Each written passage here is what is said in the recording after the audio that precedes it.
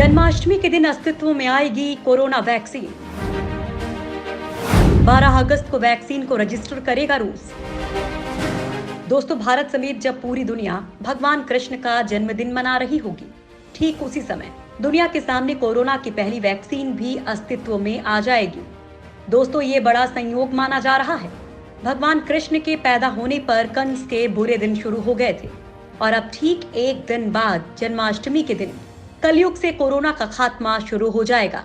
ये वैक्सीन उसी तरह से कोरोना को मारेगी जिस तरह से भगवान कृष्ण ने कंस को मारा था।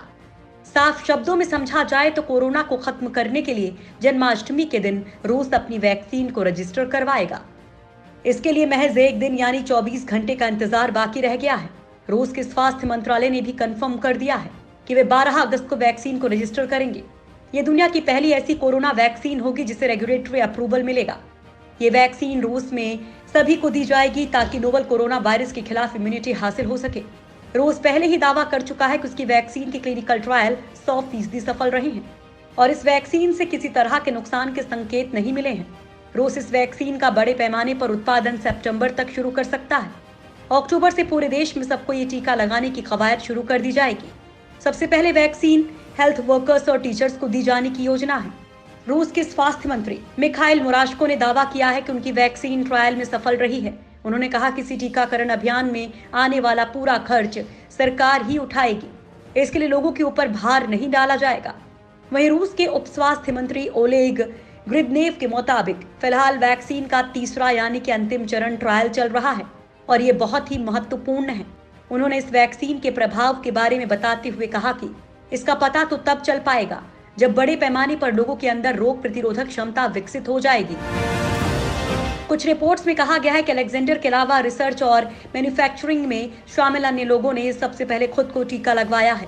दरअसल गामलिया रिसर्च इंस्टीट्यूट की बनाई इस वैक्सीन को एडेनो वायरस के आधार पर बनाए गए पार्टिकल्स का यूज करके बनाया गया है।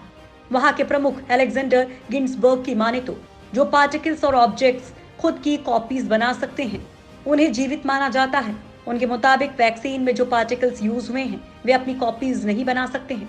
अलेक्जेंडर के मुताबिक कुछ लोगों को वैक्सीन की डोज दिए जाने पर बुखार आ सकता है।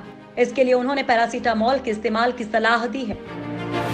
रूस की वैक्सीन पर WHO ने उठाए सवाल। दोस्तों, रूस भले ही अपनी कोरोना वैक्सीन को कारगर बताकर 12 अगस्त को रजिस्टर कराने की तैयारी कर रहा हो, लेकिन विश्व स्वास्थ्य संगठन समेत दुनिया के कई देश इस पर सवाल खड़े कर रहे हैं।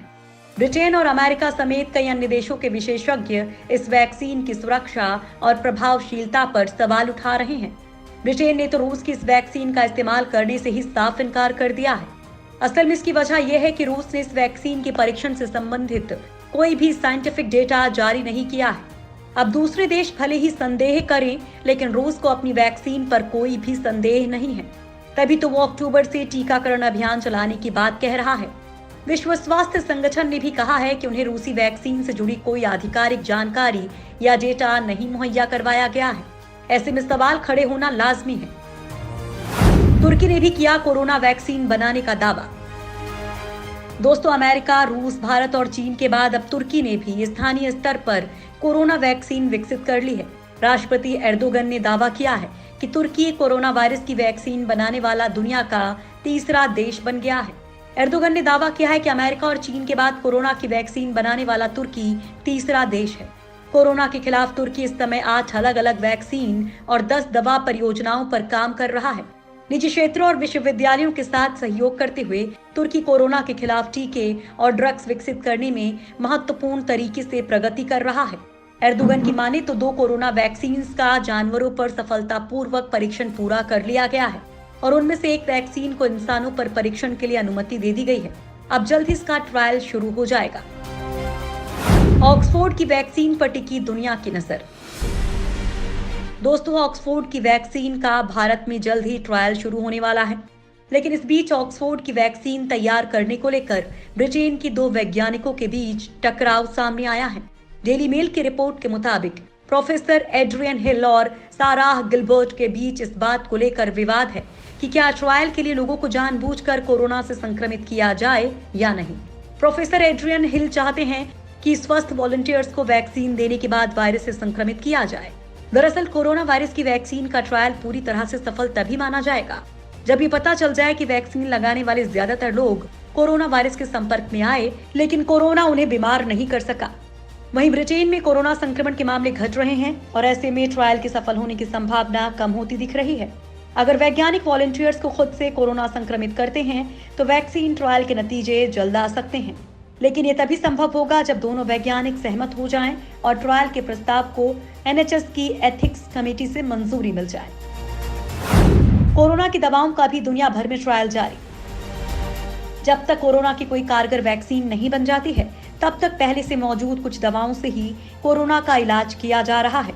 इसलिए दुनिया भर में अब तक 150 से ज्यादा अलग अलग दवाओं को लेकर रिसर्च हो चुकी है।